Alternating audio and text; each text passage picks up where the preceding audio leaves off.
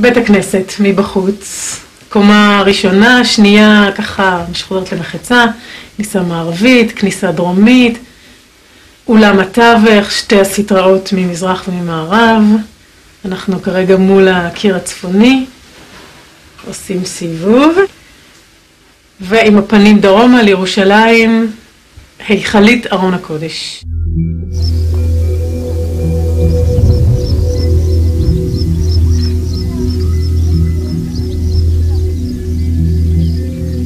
בדרום מערב רמת הגולן, למרגלות קיבוץ נטור, במקום שנקרא אום אל-קנאטר, נערכת החפירה הארכיאולוגית החשובה והמרתקת ביותר בארץ.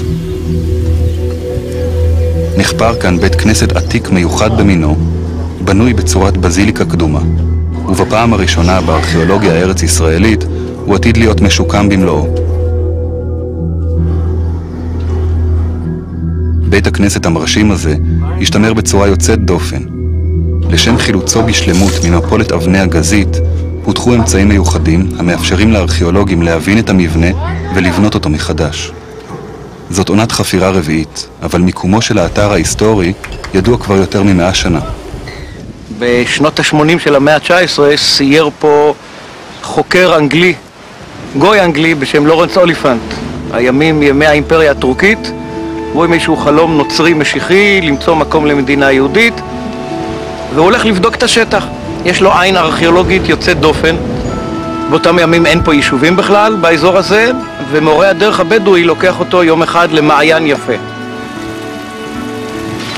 בעצם כשאוליפנט הגיע לכאן, ב-1884, לא היה כפר, אף אחד עוד לא ידע כמובן על הבית כנסת, רק ידוע על המעיין. זה המעיין של אום אל-קנאטר עם הקשתות. והנה ממש אפשר לראות מעלינו את הקשת השלמה. ככה היא עומדת 1500 שנה, אגב עם איזה אבן נטויה דווקא בראשה, לפחות כבר 100 שנה היא מתועדת ככה, וזהו המעיין, סך הכל מים ממש טובים. זה לא מעיין רגיל, אנחנו לא מוצאים כאלה דברים בכפרים. אולי בעיר גדולה כמו בית שאן זה היה סביר למבנה כזה, אבל מה עושה כזה מבנה בכפר? יש לנו קומפלקס של בריכות שהוא איזשהו מפעל תעשייה. מפעל תעשייה שנזקק למים, ופה העדויות היפות של מתקני התעשייה, כמו שני העמודים האלה, והם כנראה חלק מהקטישה של חומרי הלבנה לצורך המפעל שאנחנו חושבים שהוא באמת הלבנת הפשטן. יש מקומות שאנחנו יכולים לראות מעין כאלה שקעים בתוך ככה השקטות עצמם, מקומות שכנראה לקחו את החומר גלם, היכו בו כדי לקטוש אותו. בעצם כנראה הכל מתחיל כאן. בהחלט יכול להיות שפה העושר המיוחד של הכפר. החוקרים שבדקו את הבריכות מאמינים שהמפעל פרנס את הקהילה ומימן את בית הכנסת, אבל גם יצר בעיה אקולוגית. הכפר חי על המעיין, אבל הבתים הכי קרובים של הכפר נמצאים 100 מטר מפה. למה לא התקרבו למעיין? אם אכן מפעל תעשייה מדיף ריח, אז יש לנו הלכות אקולוגיות, מרחיקים בעצם כך וכך מן העיר. עדיין יש פה איזשהו סוד שאולי אנחנו לא יודעים את כולו. לאחר שאוליפנט התרשם מהמעיין, לקח אותו מורה הדרך הבדואי לגבעה קרובה המשקיפה על הכנרת. בפסגה ראה אוליפנט גל אבנים של החורבה העתיקה. זיהה מיד את התגלית ורשם ביומנו. זאת המציאה הארכיאולוגית הכי גדולה שלי. מצאתי בית כנסת. כל ארכיאולוג שאני הכרתי שמכבד את עצמו היה מת לחפור את החורבה הזו, היה מוכן לתת המון כדי לחפור את החורבה הזו. זו בהחלט הייתה חורבה ייחודית, כי היא הייתה כל כך קסומה. זה ממש גל אבנים של מבנה שלם שקרס ושאף אחד לא נגע בו מאז. כאשר הארכיאולוג החוקר חיים בן דוד ביקר בפעם הראשונה במפולת וראה את גל האבנים של החורבה העתיקה, הוא הבין שכדי להרים כאן את החפירה, השיקום והבנייה, צריך לגייס לעבודה את הצוות הטוב ביותר שאפשר להשיג. המבנה הזה, זה הקיר דחף אותו. למרות שישו חסר השכלה ארכיאולוגית רשמית, חיים בחר אותו לנהל את העבודה. ישו מנהל את החפירה ביד רמה. הוא הרוח החיה והיצירתית בפרויקט הייחודי. כולו ברח. כל חופרי בתי הכנסת בארץ בעצם הבינו שיש פה אוצר גדול, רק לא היה להם את ישו. ולא היה להם לדעתי את לא יודע להגיד, אומץ, לא אומץ. את החזון הזה, מה? לא, את החזון ואת הפתיחות ללכת בשותפות מלאה, בפתיחות מלאה, אני חושב שזה... כן, זה גם... שזה עיכב אותם. כן. זה בהחלט סימביוזה מדהימה. כן. הייתי, כן, מגדיר את זה כסימביוזה מדהימה. לא משנה שהוא פה, אני אומר את זה גם כשהוא לא פה. אילנה גונן היא ארכיאולוגית השדה ומופקדת על הצד המדעי של החפירה והשיקום. פעם מיוחד שזה חפירה ושחזור, זה פעם ראשונה, אבל זה תחושה כזאת של פעם בחיים, חפירה של פעם בחיים. שלא כמו באתרים אחרים שבעונת החפירות יש בהם עשרות עובדים, כאן פועל צוות מצומצם. ישו ואני, ובדרך כלל עוד מיקי פה, ואולי זה הצוות, זהו. והגורן. העגורן הוא הדבר החשוב ביותר כאן. גובהו נקבע מעל הגובה המרבי שיגיע אליו בית הכנסת.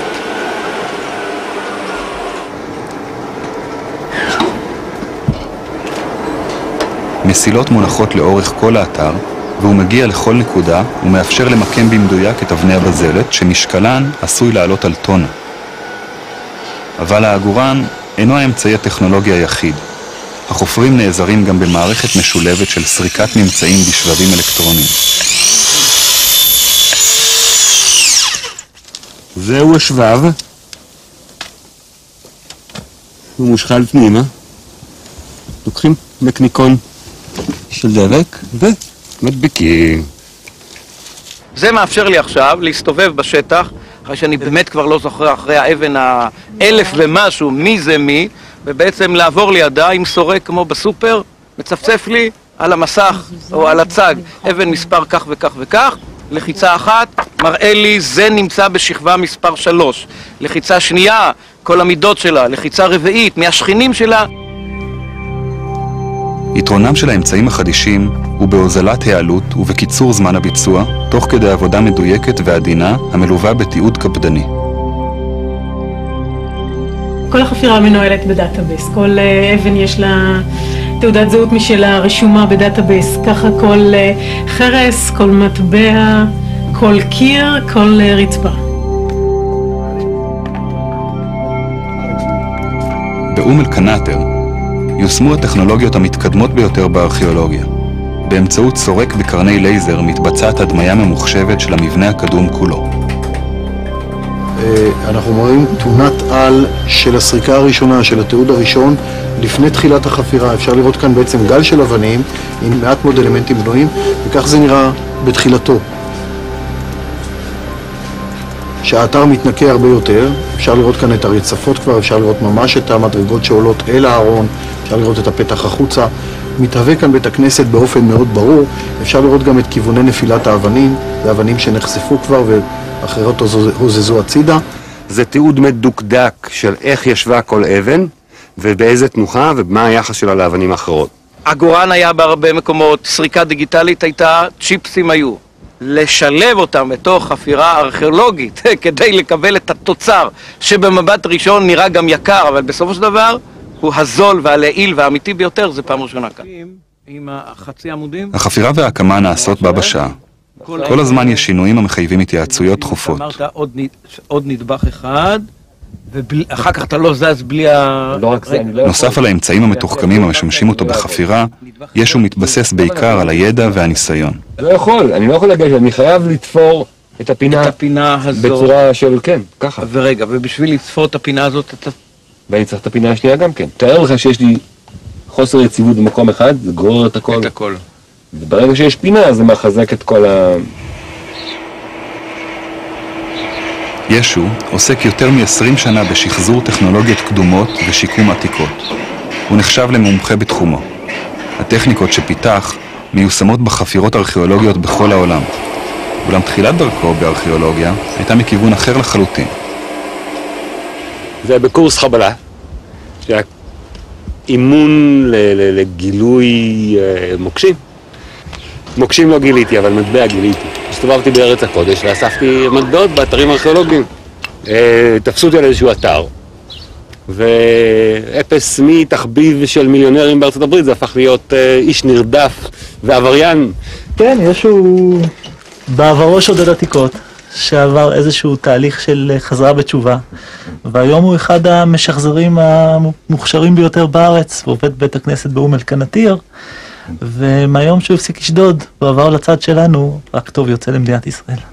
וכמו שעשיתי ברצינות את השוד, ככה נכנסתי ברצינות לארכיאולוגיה המסודרת. זה התחיל לעבודה עם הארכיאולוגים של האוניברסיטאות, ואז לאט לאט עם רשות העתיקות, אם זה חפירה בלחץ אוויר בג'יסר א-זרקא, ואם זה בקיסריה במשך 5 שנים, כל מיני מנופים מיוחדים, וכל דבר לגופו.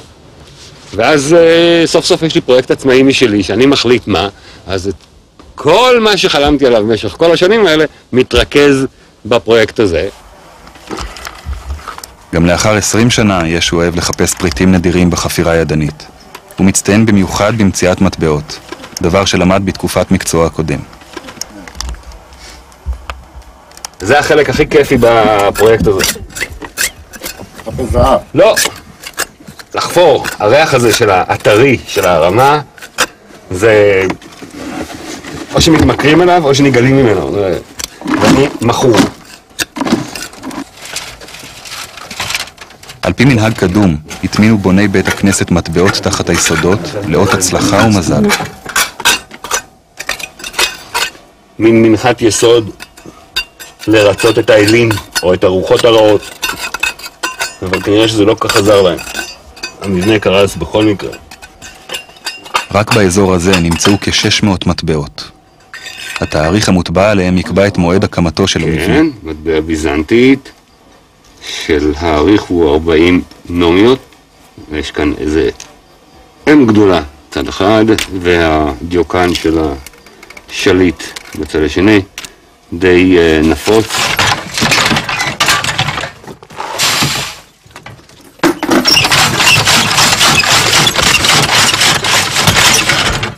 ככל שמתקדמת החפירה, מתברר שכסף היה כאן. זה חבר'ה שבעלי ממון, לא בדיוק סבלו מחסרון כיס. גם המבנה וגם מה שנמצא מתחת כקורבן, נראה שהם היו בזבזנים למדי. וזה לא בחורה. לא. בהמשך הופיעו גם מטבעות הזהב הנדירים. הקדוש. המטבעות כולם מטבעות זהב, כמובן, של השליט יוסטיניאנוס, ששנות שלטונו הם 527 עד 565 לספירה. מטבעות ביזנטים, נוצרים. כבר בשלבים המוקדמים של החפירה, אפשר היה לתת הערכה מדויקת לסיבת התמוטטות בית הכנסת ולמועדה. רעידת אדמה מתועדת היטב בארכיאולוגיה של ארץ ישראל, הרעידה של שנת 749, מוכרת ממקורות יהודיים, מהגניזה בקהיר, כרעש שביעי. אנחנו יודעים גם את התאריך, כ"ג בשבט, היה יום צום בארץ ישראל לזכר אותו מאורע, הכל נפל. שיש 2 נפילות. הנפילה הראשונה של החלק העליון של הקיר, הוא נופל צמוד לקיר, וזה הקרקוב, ואז החלק התחתון של הקיר נופל שלם עליו. קבוצת האבנים האלה, היא נפלה ממש ככה, זאת נפילה ראשונה. אחריה, שורה שנייה. אחריה, שורה שלישית. והנה, שורה שנייה, שלישית. פה, אני בשורה הרביעית, יש לי כבר אבנים אחרות, מיוחדות. אלה חלונות של הקיר. אתה רואה את החריצים הקטנים האלה? זה לסורגים. זה אחד הקטעים היותר. כ2,000 אבני בנייה שהרכיבו את המבנה נפלו ברעידת האדמה. מפולת מסודרת של קיר כולו נשר, קיר מערבי נפל מערבה, קיר מזרחי נפל מזרחה, וקיר דרומי נפל דרומה. אין לאף אחד מושג איך הדבר הזה קורה. האם זה רעידת אדמה או כשל של הכימרון, ואז אם הכימרון עומד בצורה כזו, הוא דוחף את הקירות החוצה. אנחנו לא העלינו דעתנו בתחילת החפירה שהמפולת הולכת מזרחה. ועכשיו אנחנו נהיה במצב שבעצם אנחנו נחפור מתחת למסילה. כי חלק מהמפולת מתחבא לנו עוד גם שם. כאשר תאריך הקמת המבנה ונפילתו ידועים, ניתן לקבוע שבית הכנסת עמד על תילו במשך כ-220 שנה. עדויות בשטח מצביעות כי בזמן קריסתו, יהודים כנראה כבר לא היו שם. במועד לא ידוע, הפסיק בית הכנסת למלא את ייעודו, ואנשים אחרים התגוררו באולם המרכזי. באזור הזה היו קירות משניים. כשבית הכנסת יוצא משימוש, נכנסים לגור באזור הזה. הסימונים הלבנים על הרצפה מסמנים את ההיקף של הקירות. כשהגיעו לרצפה, גילו ארכיאולוגים כי שודדים הקדימו אותם כבר בתקופה העתיקה. פה, לפי כל הסרטוטים, חשבנו שאנחנו ראשונים לחלוטין, ובמקום הזה היו חסרים כמה אבנים ברצפה, מישהו הרים כמה אבנים. אבני הריצוף המסודרות בצורת עיגול במרכז הרצפה שימשו מכסה למעין קופה של בית הכנסת. מתחת לעיגול היה אוצר, ומישהו שידע חזר לכאן, הוציא ושלף, כן? אם כן, זאת תהיה השערה שלא נוכל להוכיח אותה, אז... את המטמון לא מצאנו. ואת המטמון לא מצאנו, לא. עוד ממצא ייחודי, הוא כבר גלוי די הרבה זמן, זה הדבר המדהים הזה. יש פה חלל תת-קרקעי שהוא מוסתר ושמור, כספת, וכל הדברים היותר יקרים והגניזות היו בפנים. גם חומרי הגלם ששימשו את אותו מפעל שיש לנו למטה, נמצאו פה בפנים. זריקת לייזר ממוחשבת החודרת למעמקים חשפה את הממדים האמיתיים של המרתף התת-קרקעי. מראה לנו כאן את הרצפה והעמודים שמחזיקים אותה. אפשר לומר שהחלל הזה הוא חלל שיכול לשמש להרבה מאוד שימושים. ברור שהייתה כאן כוונת מכונן או מכוון לייצר רצפה שעומדת על עמודים. המרתף היה המקום המוגן ביותר במבנה, ובו נמצא הרמז הראשון לחידה האופפת את בית הכנסת. נר ביזנטי בצורת סטיר, דמות אלילית מיתולוגית. סטיר, מקומו לא יימצא בבית הכנסת. עבודה זרה, חס וחלילה. עכשיו תשאל אותי איפה הוא נמצא, נגיד לך שהוא נמצא במרתף או בגניזה. השאלה המסקרנת מה עושה פסלון פגני בגניזת בית הכנסת אינה היחידה באתר. החפירה באום אל-קנאטר החלה בעבודה ארכיאולוגית והתפתחה לסיפור בלשי. הממצאים הרבים והעשירים שהתגלו הציבו סימני שאלה מהותיים. מה היה כאן לפני בית הכנסת? וכיצד בתקופה הביזנטית נבנה בית כנסת גדול ומפואר כל כך בכפר יהודי קטן ומנותק שאפילו אינו מתועד במקורות? אנחנו מדברים על איזשהו כפר שהתחיל את חייו אחרי נפילתה של גמלה, או משהו כמו 100 ראשונה, שנייה לספירה, וחי פה 500-600 שנה. על פי כל האינדיקציות, כל חייו, ועד כמה שאנחנו יודעים, היה בעצם כפר יהודי. כלומר, כל הערימה הזאת, אלה אבני בנייה. זאת אומרת, היה פה איזשהו בניין מקורי של תקופת הכפר, תקופת המשנה, והכל פה נפל. מפולות בתי הכפר הנטושים, ובמרכזן חורבת בית הכנסת, עמדו במקומן במשך הדורות. איש לא ביקר כאן. המקום היה מרוחק מכל דרך ראשית. רק בראשית המאה ה-20 נלקחו אבנים יחידות מאתר בית הכנסת לבנייה משנית בכפר סורי קטן, שהוקם על גבי החורבות. מהנקודה הזאת אנחנו נכנסים בעצם לתוך הכפר הסורי, שכאן התיישב על גבי החורבה העתיקה של היישוב היהודי, שאנחנו כידוע עוד לא יודעים לקרוא לו בשם הנכון, אנחנו מכירים רק את השם הערבי. כן, פה בעצם משהו מחורבת הכפר הסורי, שרובו, אתם רואים, משתמש ככה באבנים מאוד פשוטות, מה שנקרא אבני גביל, אבני שדה, אבל בפתח, שבו הוא צריך ככה אבנים יותר יפות, הוא לקח אבנים לגמרי מסוג אחר. הם בהחלט יכול להיות או אולי אפילו משהו צמוד לבית הכנסת, כן, הם אבנים גדולות יותר, חלקות יותר, או מאחד הבתים. מעט מאבני הבית הכנסת נלקחו, יש ממש באחד הבתים, ממש קרוב, עומד עוד פריט ששייך לארון הקודש. בתי היישוב היהודי הקדום היו בעלי קומה אחת וגג בוץ שטוח. שתי קומותיו של בית הכנסת התנסעו מעל בתי הכפר, וגג הרעפים המשופע שלו נראה למרחוק. הקומה השנייה אנחנו עוד לא יודעים, האם היא הייתה יציע פעיל, או שהייתה קומה שנייה, נאמר, ליופי, לעוצמה של גובה בית הכנסת. מאז אוליפנט ביקרו בחורבה חוקרים רבים. הם כתבו על המקום וסימנו אותו כבית כנסת, אבל לא הציגו הוכחות ארכיאולוגיות ממשיות להיותו כזה. כולם דיברו על בית כנסת, אף אחד לא הביא קבלה. שום דבר. לא היה שום סמל יהודי, ואני הגעתי לפה, כשאני הולך לפי הספר, אני חייב להיות אובייקטיבי, אני לא קורא לזה בית כנסת, אני קורא לזה מבנה ציבור. יכול להיות כנסייה, יכול להיות מסגד, יכול להיות כל דבר אחר. ואז כמובן שבועיים הראשונים, אני מגלה שבר של מנורה, אבל מחוץ לבית הכנסת. ואז מנורה שנייה, שלישית ורביעית. כל המנורות שנמצאו מגולפות על אבני בזלת קשה. האבן הכהה שהייתה תמונה באדמה הלבינה עם השנים. היא מוצגת לראשונה כפי שנמצאה. זוהי הקלה. בנוסף לסמלים היהודים המובהקים, חרוטים על האבנים גם דמויות של חיות וציפורים. שתי הפיסות, העליונה והתחתונה, נמצאו בקירות משניים שפורקו. מנורה, שתי שופרות, עיצוב המיינדר הכפול, ציפור מחזיקה זר, ובחלק התחתון, הסקופים שמספק הבית כנסת הזה. אריה או נמר נשענים על העמוד. מה המיוחד במנורה בעצם? עד היום לא הצלחנו למצוא מקבילה. לא פורסמה מנורה עם שתי שופרות בתבלית או בחריטה באבן. המנורה הזו סגורה מלמעלה.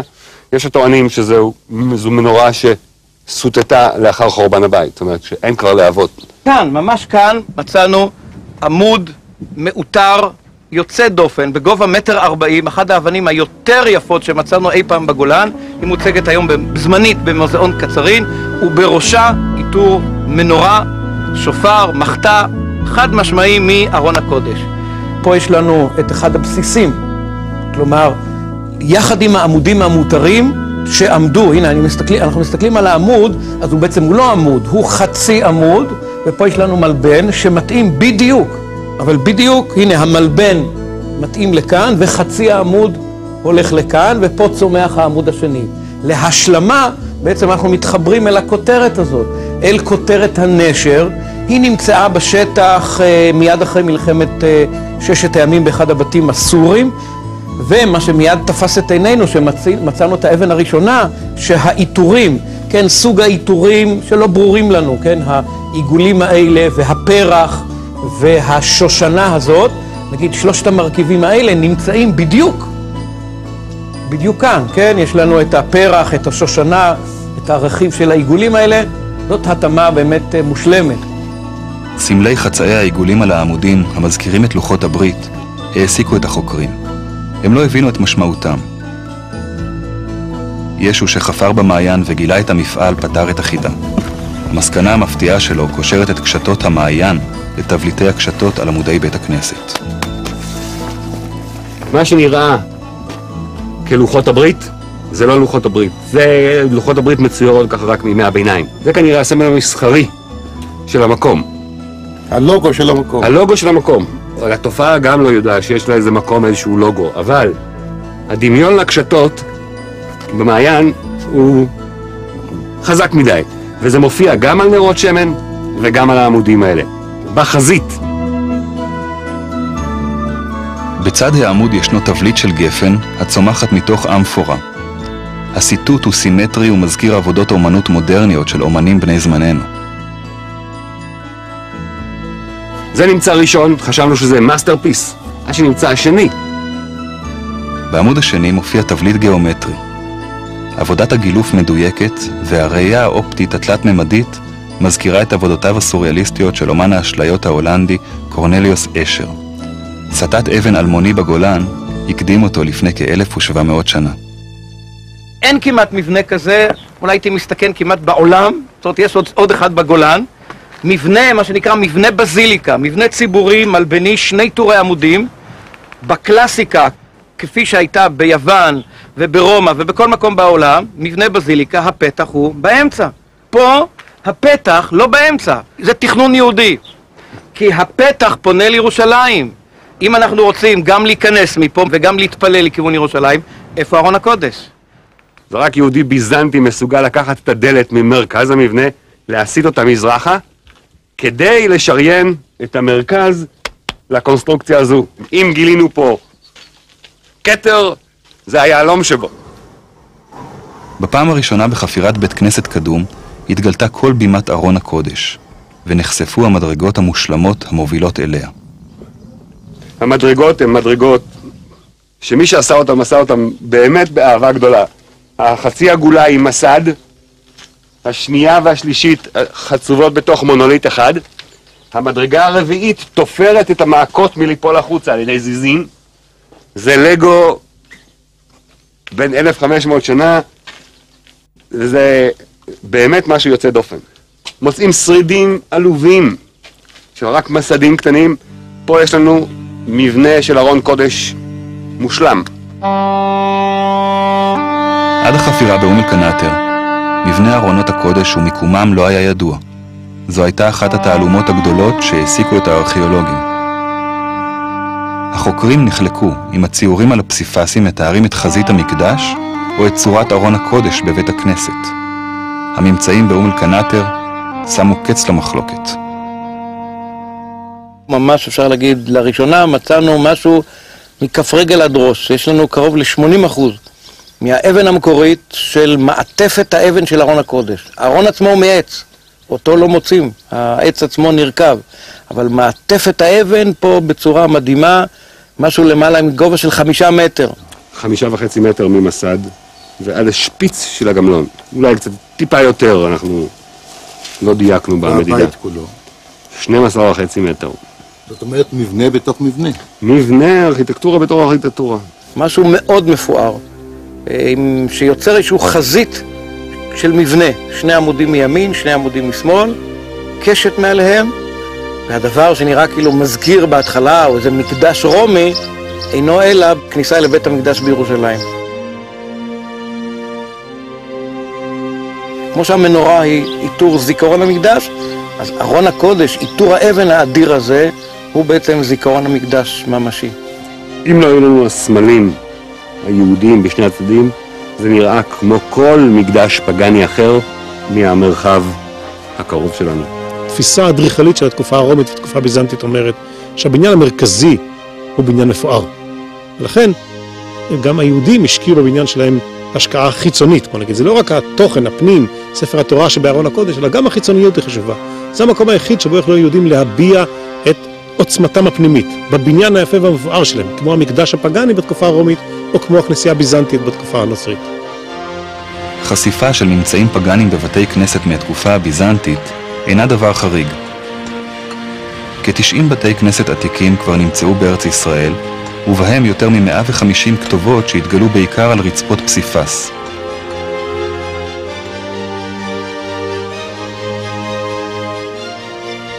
על רצפת בית הכנסת בחמת טבריה תוארו עונות השנה בדמות נשים יפות מסביב לגלגל המזלות. על כמה מציורי הפסיפס התגלו השפעות זרות. דמויות של אלים מתוך המיתולוגיה היוונית פגנית חדרו לתוך עולמו של בית הכנסת. במשנה עבודה זרה כתוב שיש סמלים שאסור להשתמש בהם. מאוד ברור, שחור על גבי לבן. ציפור, כדור הארץ, מקל, שזה שרביט. ופרשו את זה בגלל שזה פולחן הקיסר ולא... מה קורה ש150 שנה אחרי המשנה מופיע באמצע רצפת פסיפס בטבריה, עיר הבירה היהודית של גליל, 2 מתוך 3 סמלים האלה. ההיליוס, אל השמש, מחזיק בכדור ומקל. אז איך מסבירים את זה? היהדות הייתה כל כך חזקה, כל כך איתנה בתפיסתה, שלא הפריע לחכמים כאשר הגיעו, אנשי הכפר אמרו, האם אפשר לעשות דברים כאלה וכאלה? אמרו, אתם רוצים תעשו, זה מופיע גם במקורות, ציטוטים כאלה ואחרים. הדמויות האלה לא יהיו יותר דמויות בעלות חשיבות, אפילו בעולם הרומי הפגני ההולך ומשתנה. האפשרות שמקדשים אליליים הוסבו לבתי כנסת יהודיים עלתה בפעם הראשונה בברעם. המבנה המפואר והמרשים מעיד על קהילה יהודית משגשגת שחייתה בגליל תחת השלטון הנוצרי במאה הרביעית והחמישית לספירה, תקופת המשנה והתלמוד. מה שאנחנו רואים פה זאת החזית השלמה ביותר של בית כנסת עתיק בתקופות הרומית והביזנטית. בחפירות ברעם גילה הארכיאולוג מוטי אביעם מצב מוזר ומפתיע. מבנה רומי מתקופה קדומה, הניצב על רצפה ביזנטית מתקופה חדשה יותר. אנחנו רואים שהעמוד בצד אחד, כאן בצד הזה, מותאם לבסיס שהוא יושב עליו, הוא באותו קוטר שמתאים לו, ואילו בצד הזה יש הפרש של 10 סנטימטר. ככה לא בונים עמודים בתקופה העתיקה. באותה מידה, בתוך בית הכנסת ישנו עמוד אחר שהקוטר שלו גדול מקוטר הבסיס. כן, אנחנו מבינים שהיה פה איזשהו מיקס די גדול של פריטים אדריכליים שהותאמו מחדש לעניין. הסיבה לשימוש בחלקים ארכיטקטוניים ישנים של מקדשים פגניים לבניית בתי כנסת נבעה מאילוץ חוקתי. החל במאה הרביעית, הקיסרים הנוצרים חוקקו חוקים שאסרו על היהודים לבנות בתי כנסת חדשים, אבל התירו לשפץ את הישנים. ובעת העתיקה, כמו היום, היה כנראה ניסיון לעקוף את הוועדה לתכנון ובנייה. לקחו מבנה מהתקופה הרומית ומחזרו אותו ובנו אותו מחדש בתקופה הביזנטית. ואז כשמגיע מפקח הבנייה הביזנטית, הוא אומר, חבר'ה, מה אתם עושים? אומרים, מה זה? לא, זה ישן, זה שיפוץ, זה בניין מהתקופה הרומית. את הדוגמה הטובה ביותר לשימוש בחלקים ממוחזרים של מקדשים ישנים לבניית בית כנסת אפשר לראות במשקוף של הפתח המרכזי בברעם. ותמיד אני מתפלא איך לא ראו את זה קודם, אפשר לראות את ההתאמה שעשו לבניין. האפריז זה החלק שמגולפים עליו אשכולות ענבים, אשכולות ועלי גפן. בצד שמאל הוא מתחיל בכד מגולף באבן, ובצד ימין של המשקוף האפריז שבור. אבל האבן שמעליו מותאמת, היא מסוטטת באלכסון בהתאמה לקו השבר. וזה אומר שכשבנו את המשקוף הזה, הוא כבר היה שבור. אף אחד לא בנה בניין חדש עם משקוף שבור. אם זה היה נשבר להם, הם היו עושים חדש. אבל אם הבניין הוא מוחזר, את זה אפשר להבין. גם באום אל-קנאטר נשבר קצה אבן לבנאים הקדמונים. הם פתרו את הבעיה בדרך מקורית.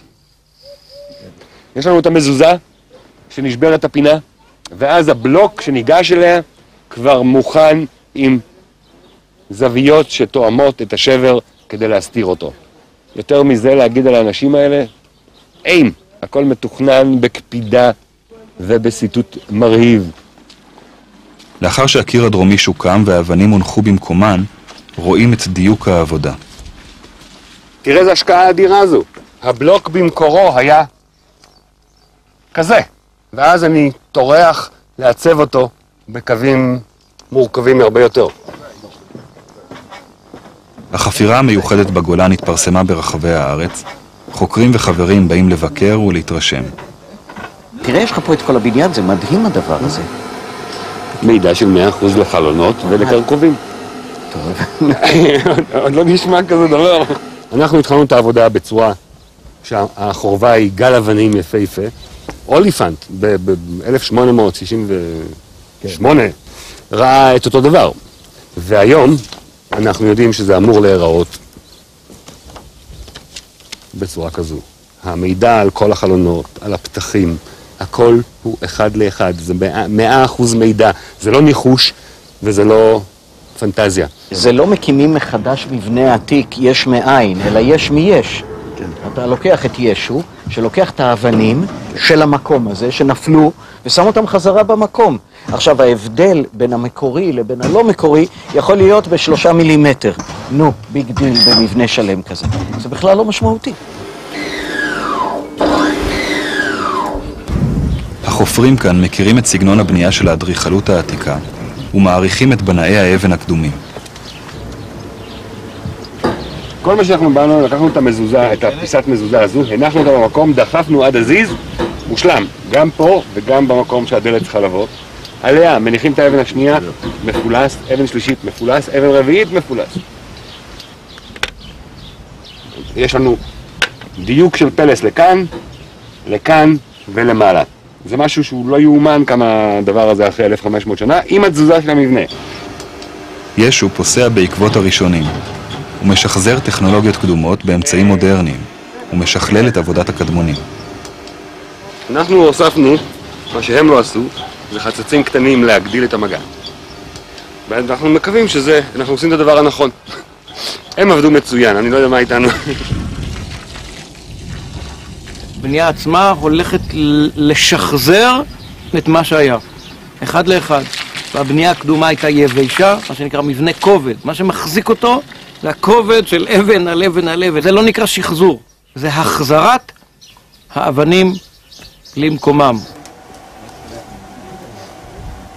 שנים הייתה תפיסה שלטת בארכיאולוגיה, כי יש להרחיק את הציבור מהממצאים שנחפרו כדי לשמור על שלמותם.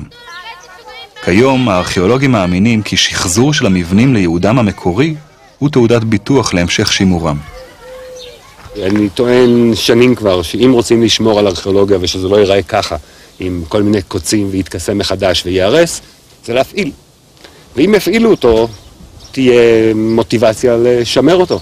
הנה, 700 קילו, אני בקלילות. אף שמשתמשים בציוד מתקדם להקמת המבנה העתיק, הנחת האבנים הכבדות במקומן מורכבת ומסוכנת.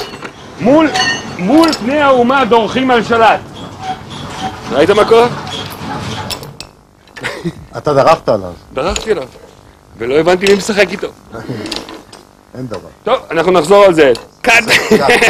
כל נקודת המשען, כל התלייה כאן היא קשה, מסובכת, להגיע לאיזון, וכל טילט שהוא לא במקום בעצם יכול להעמיד את מי שעוסק בזה, או לפצוע אותו קשה מאוד.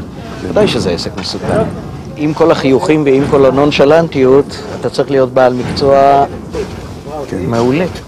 בד בבד עם הרמת הקירות, העמיקה החפירה תחת היסודות. את הממצאים המסתתרים מתחת לריצוף, ישו חושף בעזרת שיטות עבודה קדומות. הרעיון של המלקחיים האלה נראה לי הנכון ביותר להרים רצפות. ואז מסתבר, לפי הסימנים שיש על האבנים, שהם השתמשו בדיוק באותו מתקן. יש כאן שברים, בדיוק במקום שהמלקחיים שלהם החליקו. אתה רואה מפה? כן, כן, יותר צוקה. לאחר הרמת המרצפות, התברר שכמה מהן אינן מונחות על הסלע הטבעי, אלא נשענות ונתמכות על מסדי עמודים קדומים.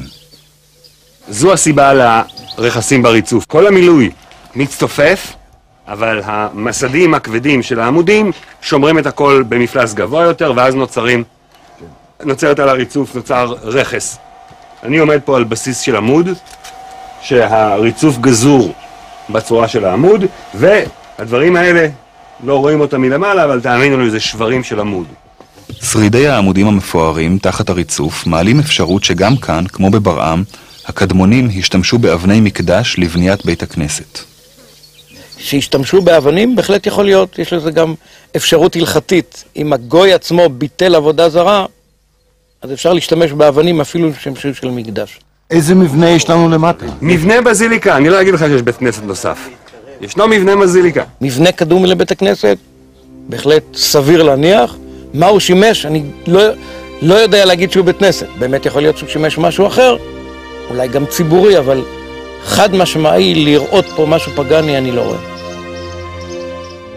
כאשר נחשפה המבואה הדרומית בחזית בית הכנסת, העמיקה החידה באתר. מעולם לא נתקלו ארכיאולוגים בחוסר תאום כה בולט בבסיסי עמודים, כפי שהתגלה להם במרפסת החיצונית.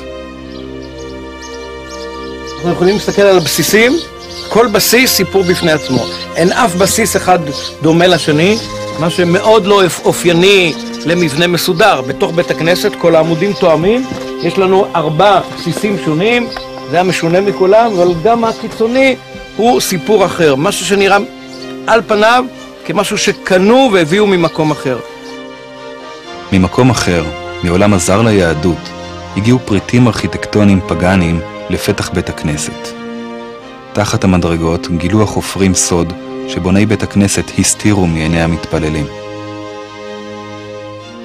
עכשיו הדבר הזה שהוא בהחלט לא מתאים לעולמו של בית הכנסת, באי בית הכנסת לא ראו אותו בכלל, הוא היה מכוסה, אנחנו בעצם הוצאנו את המדרגה כאן, פירקנו פה אבנים כדי לראות את הדבר הזה, כי היה איזה חשד שיש בו משהו. מה אנחנו רואים בכלל פה? איזשהו מחזה משונה, תרנגול. רוב האנשים נראה בהתחלה איזה נשר, אבל זה בהחלט תרנגול עם הדורבן, קרבולת שהייתה פה, והתרנגול משקיף על איזשהו מחזה ציד. אריה טורף איזשהו בעל חי שכל הזיהויים היו בינתיים בין טלה, פיל, דוב נמלים, הכל יכול ללכת, אנחנו עוד לא מצאנו לזה מקבילה. ישו מאמין שבסיס העמוד המרכזי מתחת למרפסת החיצונית הוא שריד של מקדש שקדם לבית הכנסת. הקטע של נצחיות של מקום קדוש, זה שכל דת מגיעה לאותו מקום ובונה את מקדשה לאלוהים שלה, הוא קיים, זו תופעה נפוצה. אני לא רואה שום סיבה שלא יהיה גם פה. שישנו מקדש פגני שעליו מתלבש בית כנסת. חיים מאמין שהאבן הגיע עם שיפוצניק שהוסיף את המרפסת. זה פה בהדבקה, שכולנו רואים אותה ככה... מאוחר יותר, כולנו מסכימים. כולה פרטאצ'ית. כן. כלומר, זה לא מישהו שבנה את בית הכנסת, יום אחד מישהו הוסיף. באותה מידה שזה יכול להיות מיובא לפה, זה יכול להיות מפה. אין פה בכלל, ישנם פה פרצופים של אריות שלא משתלבים עם המבנה. מאיפה הם? חיות יש בבית הכנסת, אבל צנת של טריפה לא שייך, נגיד, עד עכשיו לעולם שאנחנו מכירים של בית הכנסת, והעובדה שהם כיסו את זה, כלומר זה עניין אותם רק בתור פרי.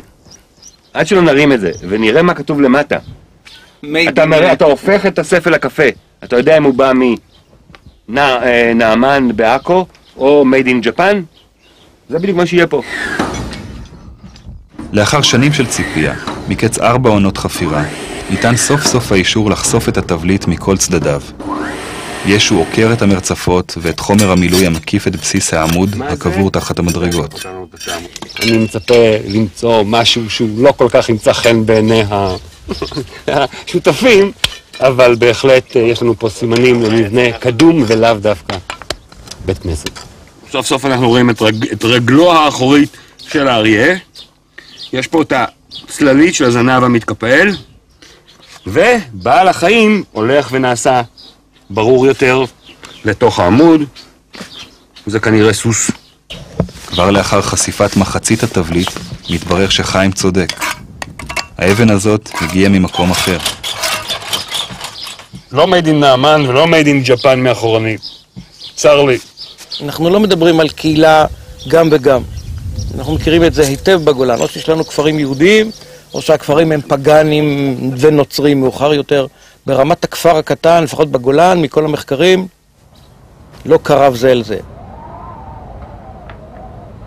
אבל אתר אום אל-קנאטר ממשיך להפתיע. פיסות אבן מעוגלות של חלון גדול נחשפו תחת המפולת. אבן הראשה שלו מאותרת בתבליט שעיצובו המיוחד מעלה מחדש את השאלה. האם החלון העגול והמפואר תוכנן לבית הכנסת או למקדש? חתול! מאותו מבנה פגני שדיברנו עליו מזמן, אמנם חיים לא מסכים איתי. זאת אבן שנראית שהוצבה למטרה הזאת. היא לא נלקחה ממבנה אחר והוסבה למשהו. לא בהכרח. בדרך כלל לא עושים כאלה דברים. זה מותאם לחלון עגול. האם החלון העגול כולו בשימוש משני, או רק האבן ראשה? והפתרון הזה יבוא רק אחרי שנרכיב אותו. כל החלקים. אולי. הסיטוט הוא סיטוט. הסיטוט, אם מדברים כבר על הסיטוט, זה אחד הסיטוטים היותר מרשימים שנמצאו פה. הגימור הוא מדהים, זה מלוטש, זה לחיים שלו. זה שבור פה קצת, שתי הזרועות שלו, הזרועות, הרגליים הקדמיות שבורות, ותראה את השביל באמצע שעשו לו פה. מדהים!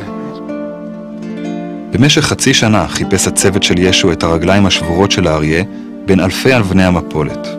אחד העובדים צועק, מצאתי את הרגל הראשונה, וניגשים, ואופס, טועם. 3 שעות אחר כך מגיע העובד השני, ואופס. האבן המקורית היא בערך פה, וכדי לסדר את הרגליים הם נוגסים בעצם בחומר 20 סנטימטר. עודפים כדי ליצור את הפרצופה הזו, ואז רגליים בולטות מעבר לקו הפרצוף. זה בחלום הוורוד, לא חשבתי שזה יהיה ככה. ישו, זה לא האריה הראשון שיש לנו. אין עם זה בעיה. הצורה שלו קצת מוזרה. יש לנו אריה, נכון. זה דבר, אני מודה, כשישו שלח לי, אני לא הייתי באותו יום שזה נתגלה, שהוא שלח לי תמונה ראשונה, לא היה נראה לי שזה מפה. אמרתי, אתה עובד עליי, זה עולם אחר. יש לזה טעם יהודי? חד משמעית לא. חד משמעית כן. בוא נאמר ככה, אם יש חיה דומיננטית באיתור בתי כנסת עתיקים, זה אריה. תבליט האריה החתולי הזה נדיר ביותר. הוא שונה מכל ציורי ותבליטי האריות שנמצאו בבתי הכנסת בגולן. בכל המרחב שלנו עוד לא נראה כזה דבר בבית כנסת. דמויות דומות אנחנו רואים במעיינות פגניים דווקא. ואת הנקודות שתייה. פה בראשו של חלון עגול, מוזר, לא ברור, אבל עדיין בבית הכנסת. ייתכן ולעולם לא נדע מה היה כאן לפני בית הכנסת, אבל תוצאות המחקרים והתיעוד הקפדני יעזרו לשחזר במהימנות מדעית מרבית את המבנה שקרס ברעידת האדמה. המידע שהתקבל יאפשר היכרות מעמיקה עם המורשת ההיסטורית היהודית של הגולן שאינה מוכרת לנו ממקורות אחרים. לאחר השחזור יעמוד באום אל-קנאטיר, בית הכנסת הפעיל, העתיק ביותר בעולם כולו, ויהפוך לאתר תיירות ייחודי.